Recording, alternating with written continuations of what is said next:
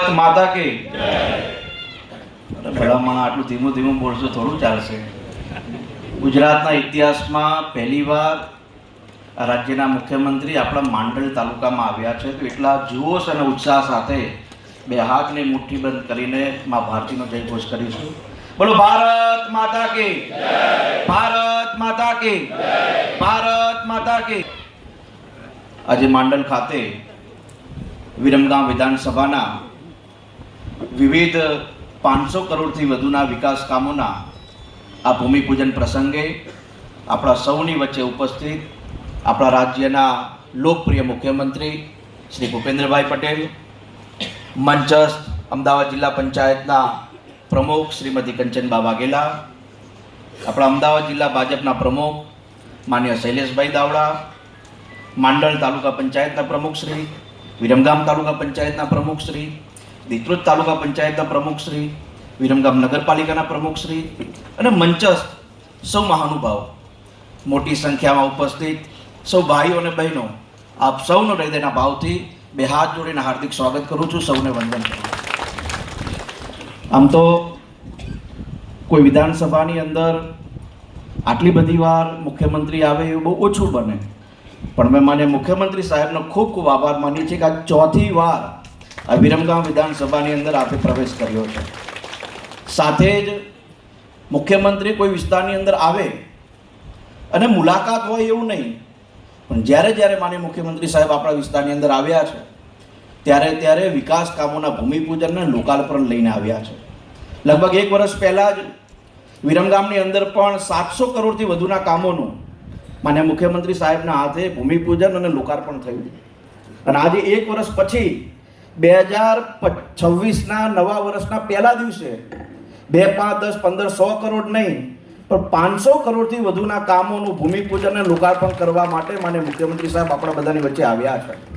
આજે જે મહત્વના રોડોના ખાતમુહૂર્ત છે એ વિસ્તારના લોકોને તો મહત્વરૂપ થશે જ, પણ આખા ગુજરાતના લોકો જે શંખેશ્વર અને બહુચરાજી શ્રદ્ધાળુઓ તરીકે આવતા હોય છે, જૈન તીર્થધામ માટે આવતા હોય છે, મા શક્તિપીઠના દર્શને આવતા હોય છે, એ લોકો માટે સૌથી મહત્વનો વિરમગામ માંડલ દસાડા ફોલ્ડન રસ્તો આપણા બધા માટે બહુ મહત્વપૂર્ણ સાબિત થવાનો છે.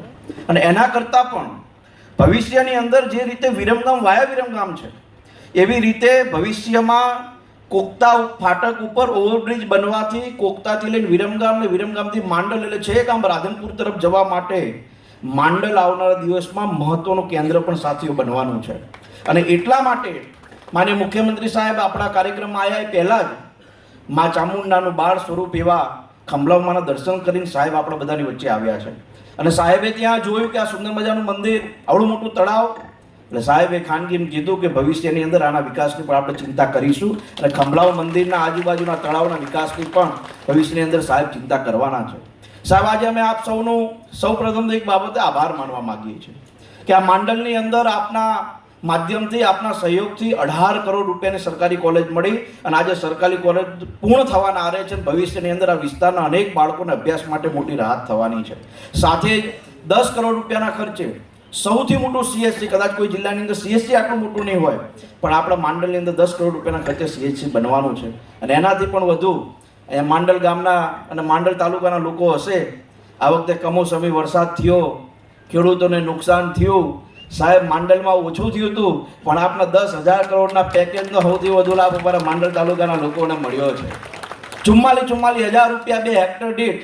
અને કોઈ સાહેબ એવો ખેડૂત બાકી નથી જેના ખાતામાં પૈસા ના ગયા હોય. એટલે આજે અહીંયા આવેલા તમામ ખેડૂતો સાહેબનો એક તો તાલીઓના ગડગડાટથી આપણો હૃદયથી આભાર પણ વ્યક્ત આપણે કરવાનો છે. અને સાહેબના આશીર્વાદ આખા ગુજરાત ઉપર તો છે જ, એમના માધ્યમથી અનેક સેવાના કામો થાય છે. પણ માન્ય પ્રધાનમંત્રી નરેન્દ્રભાઈ મોદીના માર્ગદર્શન હેઠળ ગુજરાતનું એક પણ ગામ એવું બાકી ન રહે જ્યાં વિકાસના કામો ન પહોંચે, એ દિશામાં માન્ય મુખ્યમંત્રી સાહેબ કામ કરતા હોય છે.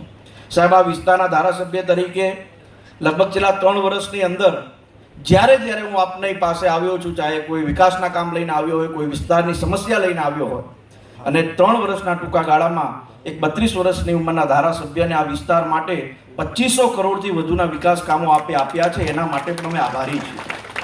અને આ વિકાસ કામો માત્ર રોડ રસ્તાના નહીં, પણ સૌથી વધુ આખા ગુજરાતની અંદર પ્રાથમિક શાળાના નવા ઓરડાના કામ કોઈ જગ્યાએ થયા હોય તો આપણી વિરમગામ વિધાનસભાની અંદર થયા છે અને એના સૌથી મોટા સાક્ષી આપણા જિલ્લા પંચાયતના પ્રમુખ છે.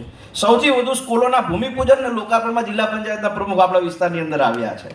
સાથે પેટા આરોગ્ય કેન્દ્ર, પ્રાથમિક આરોગ્ય કેન્દ્ર અને સાથે સાથે આપણા વિસ્તારની અંદર તમામ CHC ને નવા બનાવવાનું કામ પણ માનનીય મુખ્યમંત્રી સાહેબના નેતૃત્વની અંદર આપણા વિસ્તારની અંદર થઈ રહ્યું છે. સાથીઓ, આપણે સૌએ સાથે મળીને આ વિકાસની અવિરત રથયાત્રાને મજબૂતાઈથી ગામડાઓ સુધી પહોંચાડવાની છે. હજુ થોડા દિવસ પહેલા જ, વધુ દિવસ નથી ગયા, 10 દિવસ પહેલા આપણો માંડળથી દાલોદનો જે રસ્તો હતો 7.5 મીટર પહોળો 18 કરોડ રૂપિયાના ખર્ચે માનનીય મુખ્યમંત્રી સાહેબે આપણને મંજૂર કરી આપ્યું છે. આ વિસ્તારની અંદર વિકાસ કામો મજબૂતાઈથી પહોંચે, કોઈ વ્યક્તિ વિકાસ કામથી દૂર ન રહે, એના માટેના પણ પ્રયાસ આપણે આવનારા દિવસમાં કરવાના છે. હજુ તો સાહેબ ચોથી વાર આવ્યા છે. કદાચ 2027ના પહેલા મહિનામાં પહેલી તારીખે માનનીય મુખ્યમંત્રી સાહેબ બીજા લગભગ 800 થી 900 કરોડના કામોના ભૂમિપૂજન કરવા માટે આવશે. એ કામોની તૈયારી થઈ ગઈ છે. એમાં આપણો દેત્રોજનો ઓવરબ્રિજ છે, દેત્રોજમાં 100 બેડની હોસ્પિટલ છે, એવા અનેક કામો માનનીય મુખ્યમંત્રી સાહેબના માધ્યમથી આપણા વિસ્તારની અંદર સાથીઓ આવે છે. સાથે જ હું માનનીય મુખ્યમંત્રી સાહેબને એટલી વિનંતી કરું કે આપના અને દેશના યશસ્વી પ્રધાનમંત્રી શ્રી નરેન્દ્રભાઈ મોદી સાહેબના કારણે આપણા વિસ્તારની અંદર ખૂબ ઇન્ડસ્ટ્રીયલ કંપનીઓ આવી છે, ઓટોમોબાઈલ કંપનીઓ આવી છે. સાહેબ, એક જમાનામાં આ વિસ્તારની અંદર ખેતી સિવાય કંઈ નહોતું, પણ આજે ઇન્ટરનેશનલ કંપનીથી લઈને મલ્ટીનેશનલ કંપનીઓ આ વિસ્તારની અંદર છે. નાનામાં નાના ખેડૂતને, નાનામાં નાના માણસને એનો સૌથી મોટો લાભ થાય છે. અને હમણાં જ માનનીય પ્રધાનમંત્રી શ્રી અહીંયા મારુતિ કંપનીની અંદર EVની ગાડી માટેનું લોકાર્પણ માટે પણ અહીંયા આવ્યા હતા. હું આપના માધ્યમથી સાહેબ એટલી વિનંતી કરું છું કે અનેક કંપનીઓ અહીંયા છે અને એ કંપનીઓમાં સૌથી વધુ રોજગારીનો લાભ અમારા તાલુકાના લોકોને અને અમારા તાલુકાના યુવાનોને મળે, એ દિશામાં પણ આપ એક સૂચન આ કંપનીઓને થાય, જેથી કરીને આપણા વિસ્તારના યુવાનોને પણ આની રોજગારી મોટા પાયે સાથીઓ મળે. કેમ કે સરકારી નોકરી દિન પ્રતિદિન ખૂબ આવે છે, અનેક યુવાનો એની અંદર ભરતીમાં જોડાય છે, પણ જે યુવાનો ગ્રામ્ય કક્ષાએ રહે છે, જે યુવાનોનો ITI નો અભ્યાસ છે, ધોરણ 12 નો અભ્યાસ છે, એ યુવાનોને આ કંપનીમાં સારી રોજગારી મળી શકે. અને માન્ય સરકારનો જે 85% સ્થાનિકોને લેવા માટેનો જે GR છે, એમાં ખૂબ કંપનીઓ કામ પણ કરે છે, પણ ક્યાંક નાનું મોટું ખૂટતું હોય તો એ દિશામાં પણ આપણે પ્રયાસ કરીશું. ભવિષ્યની અંદર માન્ય મુખ્યમંત્રી સાહેબના માર્ગદર્શન હેઠળ આપણા વિસ્તારની અંદર આપણે રોજગારી મેળો પણ થાય અને અહીંયાના અનેક યુવાનોને આ કંપનીઓમાં નોકરી મળે, એ દિશામાં પણ સાથીઓ આપણે આવનારા દિવસમાં કામ કરવાનું છે. બીજી એક ખાસ તમારા બધાની વચ્ચે આ વાત મૂકતા મને આનંદ છે કે માન્ય મુખ્યમંત્રી સાહેબે આ વિસ્તારની અંદર જ્યારે પણ આપણે રોડના કામ માટે ગયા છે, ત્યારે એમનો હંમેશા એક અભિગમ ચોક્કસ હોય છે કે હાર્દિક, કામ તો તને 2 કરોડથી લઈને 200 કરોડ સુધીના રોડ મળશે. તમે વિચારો, કોઈ જગ્યાએ તમે જોયું છે 250 કરોડનો રોડ હોય, 285 કરોડનો રોડ, પણ એ રોડોની અંદર ગુણવત્તા સચવાય, એ રોડો કાયમી માટે ટકી રહે. અને સાહેબ, એટલા માટે કદાચ આ અભિગમ કોઈ દર્શાવ્યો નહીં હોય, અમારો એવો પ્રયાસ હોય છે કે અમે જે ગામની અંદર રોડનું ખાતમુહૂર્ત કરવા જઈએ એટલે ગામના ખેડૂતોને અમે કહીએ કે રોડ બને પહેલાં પાણીની પાઇપ નાખવાની હોય પહેલાં નાખી દેજો, રોડ બની ગયા પછી તોડીને પાઇપ ન નાખતા. અને અનેક ગામડાની અંદર આનો એક અભિગમ સારો આવ્યો અને ઘણા ખેડૂતો આ દિશામાં પણ કામ કરી રહ્યા છે. સાથે જ આજે બહુ મહત્વનો વિષય કે રાજ્યના મૃદુ મુખ્યમંત્રી હોય તો કેવી રીતે હોય. અનેક કાર્યક્રમો પહેલાં સરકારી કાર્યક્રમો તો ડોમમાં થતા, પણ માનનીય મુખ્યમંત્રી સાહેબે આખા ગુજરાતની અંદર એ દિશામાં આગળ વધ્યા કે ગમે એટલો કરોડો રૂપિયાના ખાતમુહૂર્તના કાર્યક્રમો આપણે હોલમાં કરવા છે, આપણે ભીડ વચ્ચે નહીં પણ 1000-2000 લોકોની વચ્ચે કરવા છે અને 5-10 કરોડ રૂપિયા પણ બચે, એ દિશામાં માનનીય મુખ્યમંત્રી સાહેબનો વિશેષ પ્રયાસ હોય છે. સાથીઓ, આજે આપણા બધાની વચ્ચે માનનીય મુખ્યમંત્રી સાહેબ આવ્યા.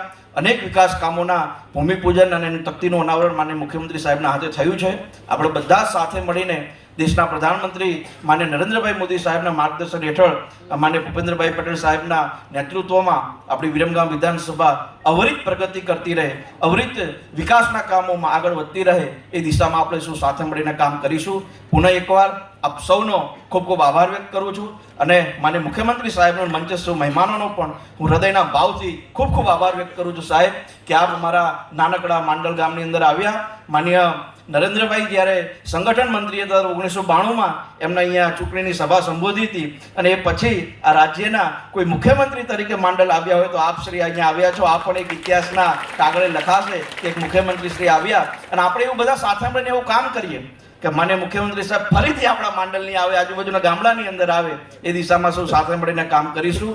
પુનઃ એકવાર આપ સૌનો ખૂબ ખૂબ આભાર. જય હિન્દ, જય ભારત.